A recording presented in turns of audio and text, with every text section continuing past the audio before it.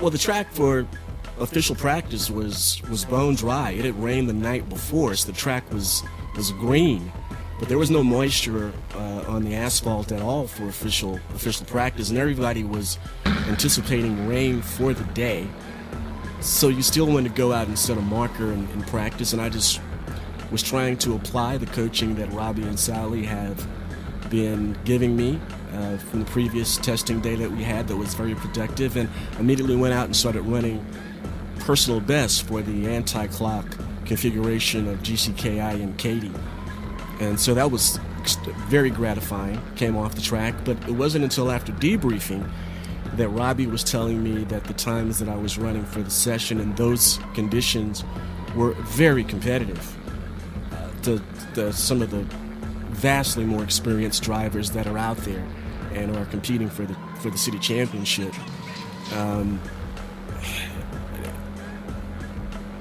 I have no explanation for it except that some really good coaching, and it helped to it helps your confidence a lot. And I'm not going to put a P fill in the blank there because it was hand time. The transponder wasn't on the cart as of yet, but it was very productive in official practice and showed that the progress is being made. The hard work is starting to produce some results.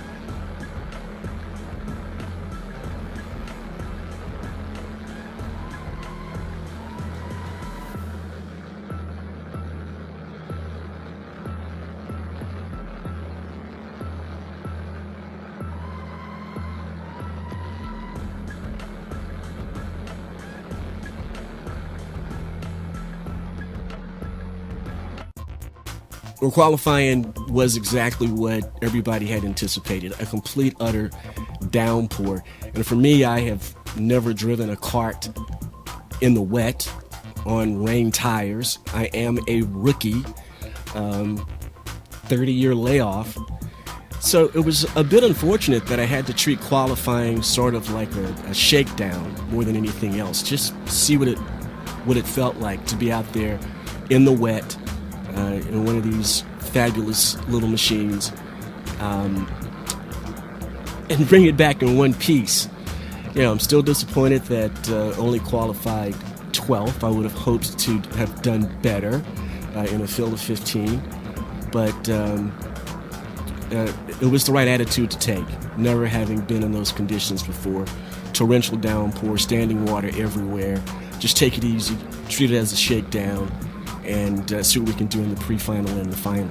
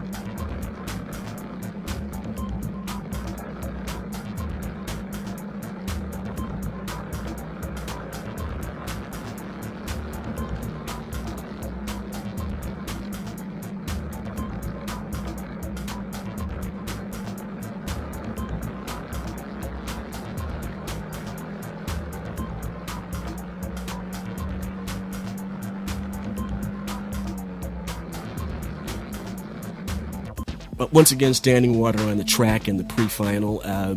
Vision wasn't that bad. It was a steady rain the entire time. And when you're running in the rain, the experience that I've had from 30 years ago, your first objective is don't fall off the track. And something good can happen, whatever it takes, no matter how slow you have to drive to prevent that. Do that. Don't fall off the track. And some things can happen for you that are really positive. And that's what happened in the pre-finals. Opportunities opened up. And I've got to attribute it to the conditions. Those are some really good drivers out there, and they uncharacteristically were falling off the track, some contact. I had the edge on a couple of guys, and started to feel a whole lot more comfortable in the wet conditions in the kart with the rain tires, and somehow sliced my way up to 4th place in class and 5th on the track. And that's what I mean. Just good things can happen if you keep in mind objective number 1. Just keep it going in the right direction.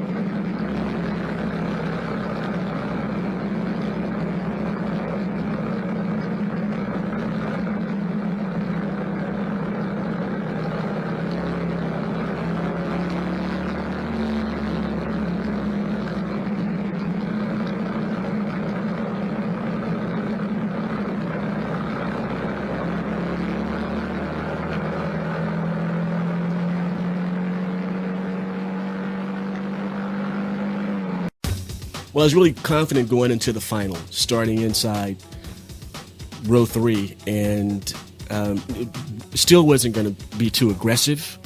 It's only my 3rd race, pro kart race, and still want to leave the aggression at a level of moderation right now. Left the door open going into turn 1 on the start, but things got kind of crazy on lap 2. One of the guys in front of me looked like he went about 10 o'clock, and I locked up the brakes. These karts only have rear brakes, so it's the ultimate in too much rear brake bias. If you lock up at all, you're going to be facing the wrong way, and that's exactly what happened with me. I had to wait for the entire field to make its way by, and now I'm in absolute last place. It's an embarrassing position, but there were still 13 laps left. Once again, just how your head should be in that type of situation that I learned from 30 years ago just sort of kicked in. Don't panic, but don't finish last. Go get somebody. And the events of pre-finals started happening all over again. It was a repeat of history. Some opportunities really opened up. Some guys, I guess, broke. Some guys were falling off the track. A couple of guys I had the edge on, and went from dead last at a dead stop to finish 5th on the track. So we got ourselves a really nice haul of points over the weekend for my third race. And debriefing with Robbie, he's pleased with the progress that I'm making, but I've got to learn these fundamentals. Driving a kart and driving a car are very different. Learning a very new driving skill, driving technique.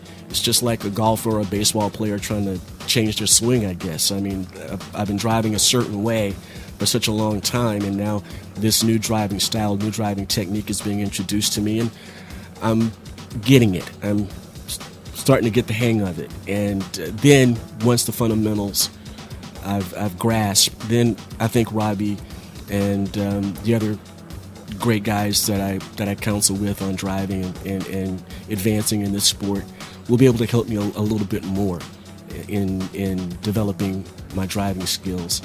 So, but before I left the track on Sunday, I was already developing a sore throat, and by the time I got home, I had a fever, and I had a 100-degree fever for 3 straight days. Just could not shake that thing. Called the doctor and got a couple of prescriptions. The fever finally broke, and I think I'm going to be just fine. Did get COVID tested, double negative test results. Got double tested, 2 negative results. It was not COVID. So there's some other stuff out there that's pretty bad too. So there's no contact tracing necessary for anybody that was at the track on Sunday. COVID-19, coronavirus, negative. But there's some other bad stuff out there. And it just wasn't just the old guy that got it. Sally got a little bit of the sniffles too. But when you're out there in the wet for that many hours, wet boots and socks and everything, something like that can happen. So a great week for racing, not such a great week for my personal health, but I'll be back in the fitness room in a couple of days and getting ready for the next round of the City Championship at Speed Sports in June.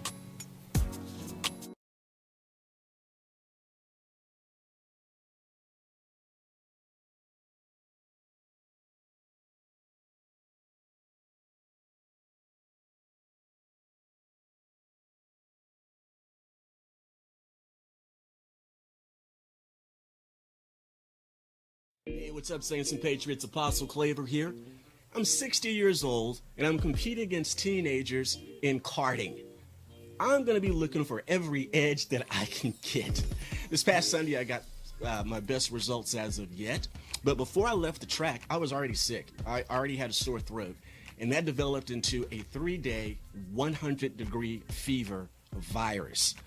1-2 punch, my body took a real whammy.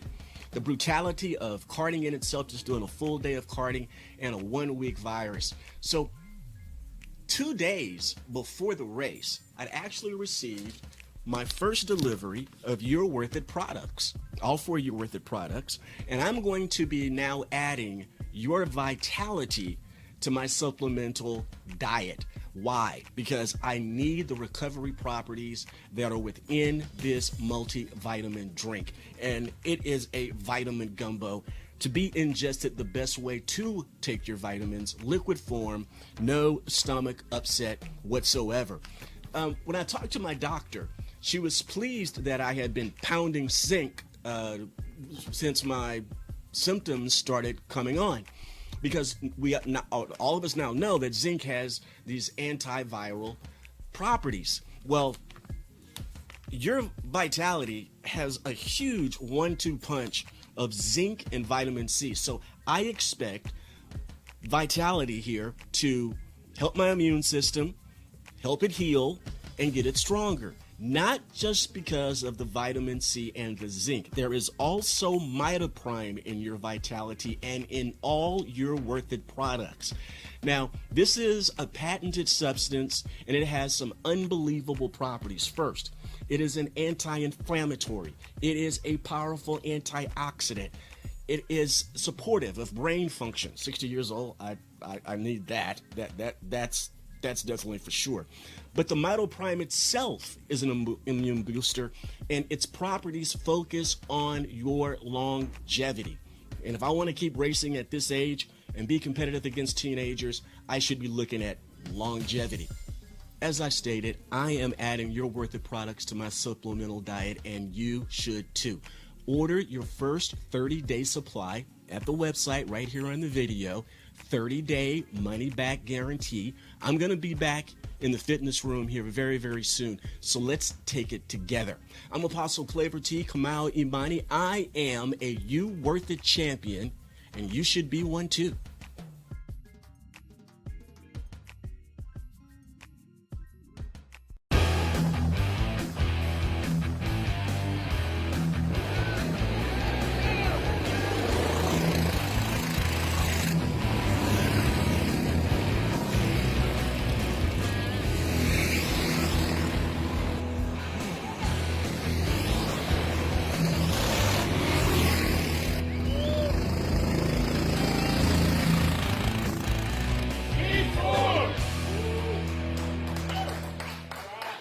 Hey, just want to give a real big thank you to my racing sponsors, Alan and Jessica Rudolph, Speed Sports Racing Park, Robbie Mott, Rib Tech 4, and Jean-Luc Parker, Jean-Luc and Company. If you'd like to become a sponsor, shoot me an email, apostleclaver@gmail.com. Like me on Facebook, follow me on Twitter. See you next time. Call it a comeback.